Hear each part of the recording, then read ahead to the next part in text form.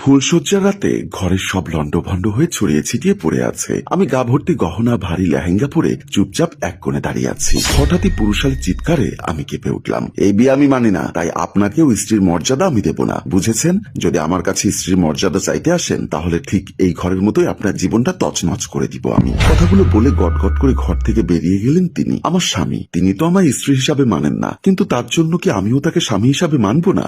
না, বিয়ে যখন হয়েছে তখন যে করেই হোক আমাকে মানিয়ে চলতে হবে। তারপর আমি ওয়াশরুমে চলে গেলাম। ফ্রেশ হয়ে আয়নার সামনে বসে নিজের গহনাগুলো খুলে রাখছি। উনি যে সেই বের হলেন এখনো আসেননি। ঠিক এমন সময় কেউ বলল, ড্রেসিং টেবিলটা আমার মিস চৌধুরী, আপনি ওখান থেকে সরে গেলে খুব ভালো হয়। আমি আয়নায় তাকিয়ে দেখলাম উনি আমার পেছনে দাঁড়িয়ে আছে, চোখে মুখে বিরক্তির ছাপ। আমি উঠে দাঁড়িয়ে বললাম, আপনি যেমন এই বিয়েতে রাজি ছিলেন না, তেমনি আমিও রাজি ছিলাম না। অযথা আমার উপর এভাবে চটপট করে লাভ হবে না। বিয়েটা যখন হয়ে গেছে তা অস্বীকার করে কি কোনো লাভ আছে? উনি আমার হাতের কবজি শক্ত করে চেপে ধরলেন, আর তার ফলে চুড়িগুলো ভেঙে যেতে লাগলো। আমার হাতে ফুটে গেল কয়েকটা চুড়ির অংশ।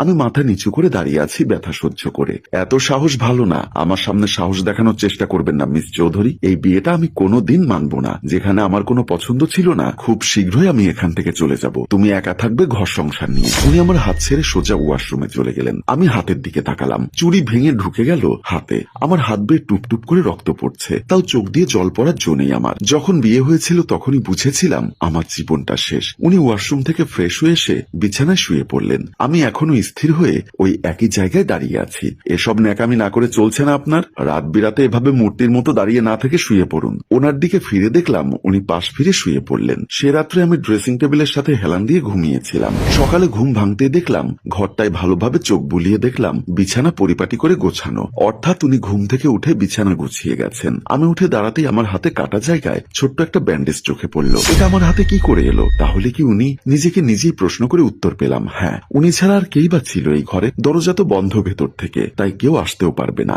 মানুষটা যে কেমন তা বুঝতে একটু সময় লাগবে আমার, কিন্তু উনি তো আমার সেই সময়টুকুও দেবেন না। আর কথা না বাড়িয়ে ফ্রেশ হতে চলে গেলাম। কিছুক্ষণ পর ড্রয়িং রুমে আসলাম। দেখি শাশুড়ি মাকে উদাসীন হয়ে ড্রয়িং রুমে বসে থাকতে দেখে আমি একটু অবাক হলাম। মা, আপনি এভাবে এখানে বসে আছেন যে? কোনো সমস্যা হয়েছে? শাশুড়ি মা আমার দিকে করুণ ভাবে তাকালেন। আমার হাত ধরে ওনার পাশে বসিয়ে বললেন, আমায় ক্ষমা করে দাও বৌমা, আমি ভাবিনি আমরা তোমার জীবনটাকে এভাবে নষ্ট করে দিব। আমি কিছু বুঝলাম না মা, কি হয়েছে একটু খুলে বলবেন?